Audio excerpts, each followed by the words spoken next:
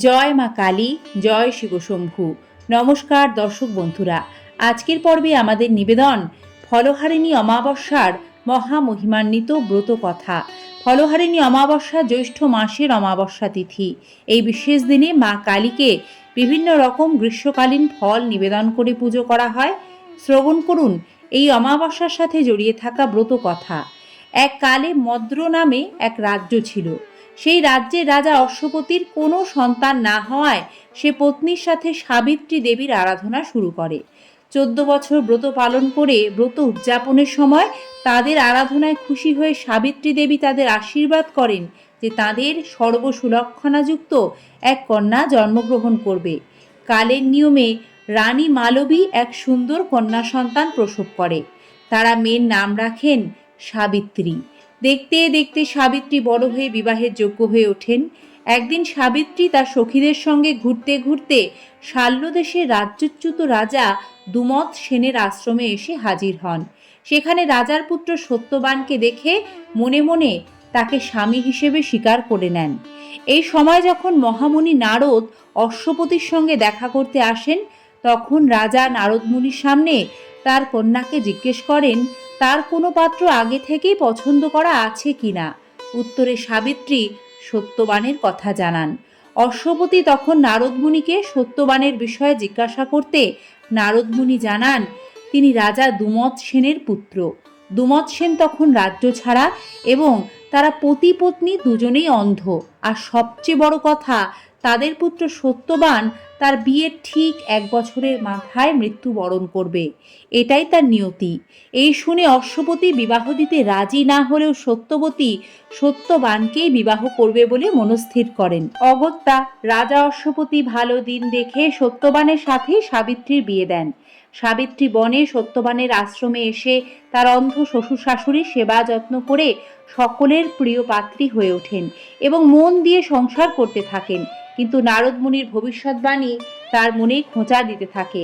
যখন তাদের বিয়ের 1 বছর পূর্ণ হতে আর মাত্র 3 দিন বাকি, তখন সাবিত্রী 3 দিন উপবাস থেকে ব্রত পালনের ইচ্ছে প্রকাশ করেন। শ্বশুর শাশুড়ির অনুমতি নিয়ে তিনি বনের মধ্যে যান এবং সত্যবানও তার সাথেই বনের মধ্যে গেলেন। তিনি ফল ও কাঠ আনার জন্য বনের মধ্যে গেলেন। আর তারপর সন্ধে নামলে সত্যবান ক্লান্তি ও মাথা ব্যথার কারণে অসুস্থ হয়ে সাবিত্রীর কোলে মাথা রেখে ঘুমিয়ে পড়েন। দেখতে দেখতে তার দেহ থেকে প্রাণ বেরিয়ে যায়। সেই দিন জ্যৈষ্ঠ কৃষ্ণ চতুর্দশী থাকায় ঘন অন্ধকারে স্বামীর মরদেহ নিয়ে সাবিত্রী মাতা সাবিত্রী দেবীর নামই জপ করতে থাকেন। আর তার দেহ থেকে এক প্রকার আলো বেরোতে থাকে। সেই সময় তা দেখে যমদূতেরা সত্যবানের প্রাণবায়ু না নিয়ে যমালয়ে গিয়ে ধর্মরাজকে সব জানায়। এই দেখে ধর্মরাজ সত্যবানের প্রাণবায়ু নিয়ে যাওয়ার সময় দেখেন সাবিত্রী তার পেছনে আসছেন। ধর্মরাজ তাকে জিজ্ঞাসা করলে তিনি ধর্মরাজের স্তব করতে থাকেন। তাতে খুশি হয়ে ধর্মরাজ সাবিত্রীকে 3টি বর দিতে চান। সাবিত্রী তখন তার শ্বশুর শাশুড়ির চোখের জ্যোতি, শ্বশুরের রাজ্য আর তার বাবার 100 পুত্র হবার বর চায়। ধর্মরাজ খুশি মনে তথাস্তু বলে সাবিত্রীকে বর দিয়ে আবার এগিয়ে চলতে থাকেন। চলতে চলতে তিনি আবারও দেখেন সাবিত্রী আবার তার পেছনেই আসছেন। কারণ জিজ্ঞাসা করলে ধর্মরাজের নাম সাবিত্রী জপ করতে থাকেন।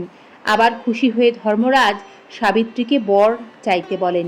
সাবিত্রী তখন বলেন, ধর্মরাজ আমায় এই বর দিন যেন সত্যবানের ঔরসে আমার গর্ভে 100 পুত্রের জন্ম হয়। ধর্মরাজ তথাস্তু বলে চলে গেলে আবার তার পিছনে সাবিত্রীকে দেখতে পান। তখন ধর্মরাজ তাকে জিজ্ঞাসা করেন, কি ব্যাপার? সাবিত্রী বলেন, আপনি যে আমাকে সত্যবানের ঔরসে পুত্র হবার আশীর্বাদ করলেন, তাহলে আপনার ধর্ম রক্ষা পাবে কি করে?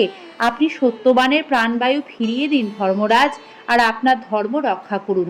এই শুনে ধর্মরাজ লজ্জায় দ্বিধায় পড়ে যান। আর তিনি তার কথা রাখতে বর ডাকতে সত্যবানের প্রাণবায়ু ফিরিয়ে দেন। সাবিত্রীর স্বামী তারপর জেগে ওঠে। ওদিকে রাজা দুমত সেন এবং তার স্ত্রী জেগে সব কিছু দেখতে পান। তার মন্ত্রী এসেও খবর দেয় তাদের শত্রু বিনাশ হয়েছে। রাজাও রাজ্য ফিরে পায়। এইভাবেই জ্যৈষ্ঠ অমাবস্যা বা ফলহারিণী অমাবস্যার এই বিশেষ সাবিত্রী ব্রত দিকে দিকে ছড়িয়ে পড়ে। এছাড়াও ফলহারিণী অমাবস্যা বা জ্যৈষ্ঠ অমাবস্যায় শ্রীরামকৃষ্ণ পরমহংসদেব দক্ষিণেশ্বরে মাতা শারদাকে ষোড়শী রূপে পুজো করেছিলেন। এই তিথি পুণ্যতিথি। জয় মা কালী।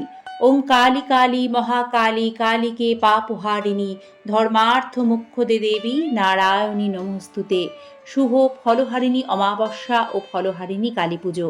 মা কালীর কৃপায় সকলের মনের ইচ্ছা পূর্ণ হোক, এই প্রার্থনা মায়ের চরণে জানিয়ে আজকের পর্ব এখানেই শেষ করছি। আপনাদের সকলকে ধন্যবাদ ও বিনম্র শ্রদ্ধা সম্পূর্ণ পর্বটি ভক্তি ও নিষ্ঠার সাথে দেখার জন্য।